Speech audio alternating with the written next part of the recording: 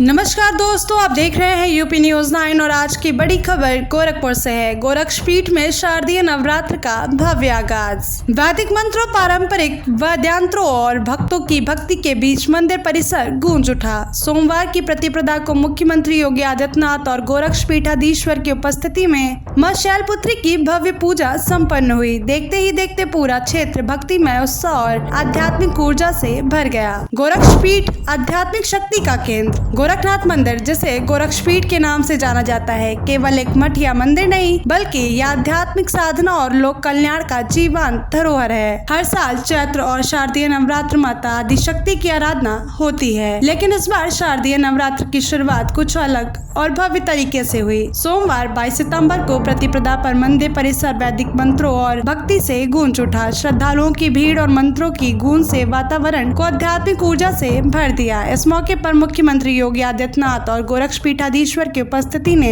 आयोजन की गरिमा को और बढ़ाया। गोरक्षपीठ में नवरात्रि केवल पूजा अर्चना तक सीमित नहीं, यह पूरे पूर्वांचल की सांस्कृतिक परंपरा और आध्यात्मिक ऊर्जा का प्रतीक है। मंदिर के गर्भगृह में मां आदिशक्ति की आराधना हर वर्ष चैत्र और शारदीय नवरात्र में होती है। इस बार की प्रतिपदा पर माता शैलपुत्री की पूजा के साथ भव्य धार्मिक उत्सव की शुरुआत हुई। भव्य शोभा यात्रा, श्रद्धा और परंपरा का संगम। शाम होते ही मंदिर से एक विशाल और भव्य शोभा यात्रा निकली। यह केवल यात्रा नहीं बल्कि श्रद्धा, भक्ति और पारंपरिक संस्कृति का जीवंत मिश्रण थी। सैकड़ों साधु संत, मंदिर के आचार्य और भक्तगण इसमें शामिल हुए। वाद्यंत्रों, घंटों, घड़ियालों, तुहरी और शंख की ध्वनियां चारों ओर गूंज रही थी। माँ दुर्गा के जय घोष और भक्तों के जयकारे से पूरा वातावरण मंत्रमुग्ध कर देने वाला बन गया। शोभा यात्रा गोरखनाथ मंदिर से भीम सरोवर तक पहुंची। यह सरोवर सदियों से पवित्र माना जाता है। इसके जल से दिव्य शक्तियों का संचार भी माना जाता है। परंपरा के अनुसार कलश भरण और परिक्रमा के बाद शोभा यात्रा वापस मंदिर लौट आई। भक्तों की आंखों में भक्ति, मन में आस्था और हृदय में माँ दुर्गा के प्रति प्रेम स्पष्ट रूप से दिखाई दिया। यह दृश्य एक आध्यात्मिक ऊर्जा का विस्फोट था, जिसे देखकर हर भक्त मंत्रमुग्ध हो गया। कलश स्थापना, मुख्यमंत्री का योगदान। शोभा यात्रा का सबसे भावनात्मक पल तब आया जब मुख्यमंत्री योगी आदित्यनाथ ने स्वयं जल से भरे कलश को अपने कंधे पे उठाया और गर्भगृह तक ले जाकर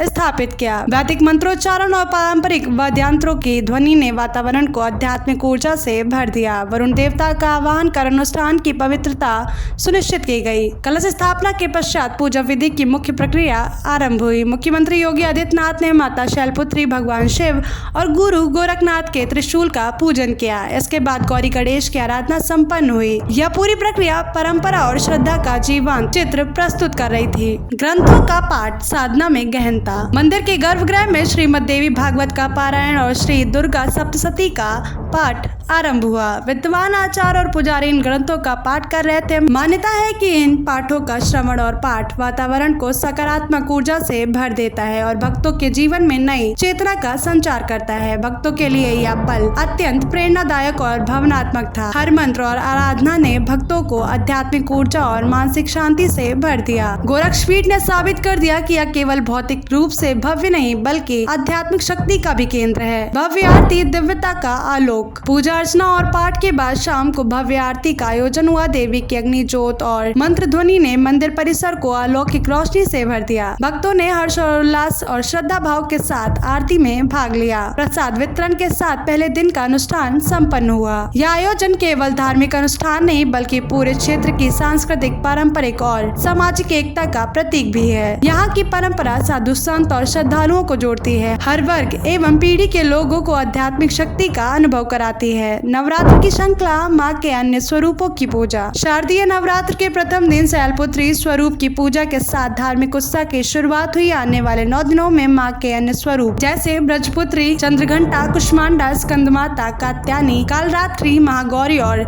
सिद्धिदात्री की पूजा, अनुष्ठान और हवन यज्ञ के माध्यम से नवरात्र की पावन श्रृंखला आगे बढ़ेगी। भक्तगण मंदिर में प्रतिदिन शामिल होंगे और अपनी श्रद्धा, भक्ति और लोक कल्याण की भावना व्यक्त करेंगे। गोरक्षपीठ में नवरात्र केवल पूजा का महोत्सव नहीं बल्कि आध्यात्मिक शक्ति, सांस्कृतिक और सामाजिक एकता का संगम बन जाता है। तो ये था गोरक्षपीठ से शारदीय नवरात्र का भव्य आरंभ। 9 दिनों तक माता के विभिन्न स्वरूपों की पूजा और हवन यज्ञ के साथ यह पावन श्रृंखला जारी रहेगी। गोरखपुर की धरती पर भक्ति, शक्ति और आध्यात्मिक ऊर्जा का यह संगम हर वक्त के हृदय में दीप की तरह जलता रहेगा। तो ऐसी ही और खबरों के लिए जुड़े रहिए यूपी न्यूज 9 के साथ। गोरखपुर से धनेश कुमार की रिपोर्ट।